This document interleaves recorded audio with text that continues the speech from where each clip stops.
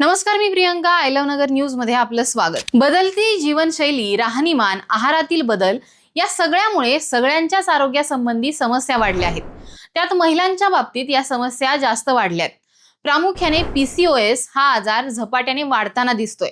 सध्या याच आजाराशी संबंधित एक महत्त्वाचा बदल करण्याची चर्चा आहे. अनेक तज्ञांनी पॉलिसिस्टिक ओव्हरी सिंड्रोम म्हणजेच PCOS या आजाराचं नाव बदलून पॉलीएंडोक्राइन मेटाबॉलिक ओव्हेरियन सिंड्रोम म्हणजेच PMOS असं करण्याचा प्रस्ताव दिलाय.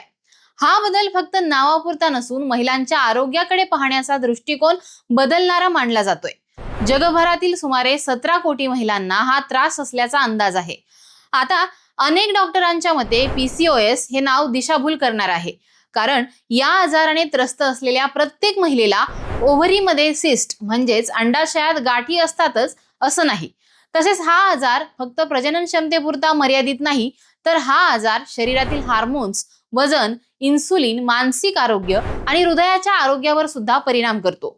त्यामुळे PMOS हे नाव अधिक योग्य असल्याचं तज्ज्ञांचं मत आहे. पॉलीएंडोक्राइन म्हणजे शरीरातील अनेक हार्मोनल प्रणालींवर होणारा परिणाम, तर मेटाबॉलिक हा शब्द वजन वाढणे, मधुमेहाचा धोका वाढणं, कोलेस्टेरॉलची पातळी वाढणं अशा चयापचयाशी संबंधित अडचणींशी निगडीत आहे. ओव्हेरियन हा शब्द वापरला जातो कारण या स्थितीचा महिलांच्या प्रजनन आरोग्यावर थेट परिणाम होतो. डॉक्टरांचं म्हणणं आहे की नाव बदलल्याने महिलांना या आजाराविषयी अधिक अचूक माहिती मिळू शकते. अनेक तरुणींना PCOS हे नाव ऐकलं की लगेच ओव्हरीमध्ये सिस्ट आहेत का किंवा ऑपरेशन करावं लागेल का अशाच गोष्टींची भीती वाटते. मात्र प्रत्यक्षात हा विकार जीवनशैली, हार्मोन्स आणि शरीराशी संबंधित अनेक घटकांशी जोडलेला आहे. आता PMOS या आजाराची काही सामान्य लक्षणं आहेत. यातलं पहिलं लक्षण आहे मासिक पाळी अनियमित होणं. दुसरं आहे वजन वाढणं किंवा वजन कमी करण्यामध्ये अडचण येणं.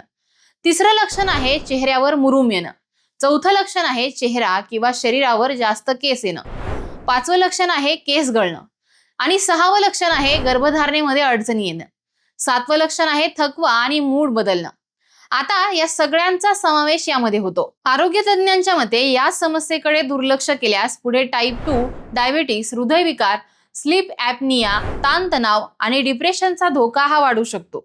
आरोग्य तज्ञांचं म्हणणं आहे की PMOS हे नाव महिलांना हा आजार फक्त स्त्रीरोग नसून संपूर्ण शरीराशी संबंधित समस्या आहे हे समजून घेण्यासाठी मदत करेल. यामुळे लवकर निदान, योग्य उपचार आणि जीवनशैलीमध्ये बदल करण्यावर अधिक भर हा दिला जाऊ शकतो. तुम्हाला ही माहिती नेमकी कशी वाटली हे आम्हाला कमेंट करून सांगा आणि पाहत राहा आय लव्ह नगर न्यूज.